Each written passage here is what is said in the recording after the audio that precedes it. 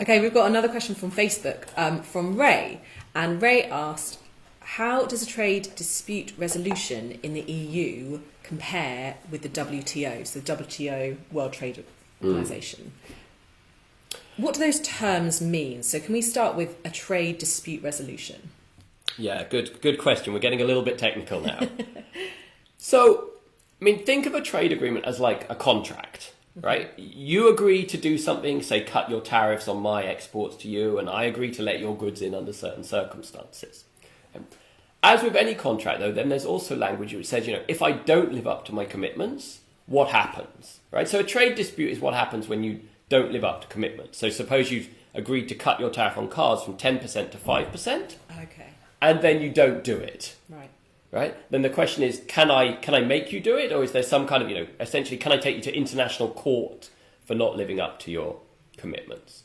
So most trade agreements will have it written into them, a mechanism for what happens in that case, right? But those types of mechanisms vary a lot across different types of agreements. So in the WTO, which is kind of the global trading body, if you don't live up to your commitments, I can file a complaint at the WTO, and then there's kind of essentially a WTO court which will hear the complaint and decide whether you've committed an infringement. But excuse me. The WTO can't then kind of force you to change your policy. It can only it can allow me to retaliate. So if you don't live up to your commitments, I can retaliate and do the same thing. But it has no kind of direct ability to enforce the agreement. So it's a relatively kind of weak mechanism for settling disputes. And could you give an example of what the repercussions of that could be?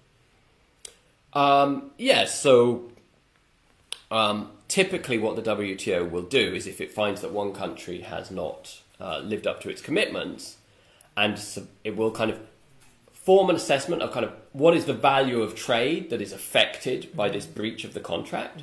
And it will say, now the other country can retaliate by affecting the same amount of trade on the other side. So if there's 100 million of my oranges that you're now refusing to import, I could take similar actions to 100 million of your cars and stop them from coming into my country. So the idea is kind of a proportional retaliation, and hopefully that means countries then kind of come together and solve the problem.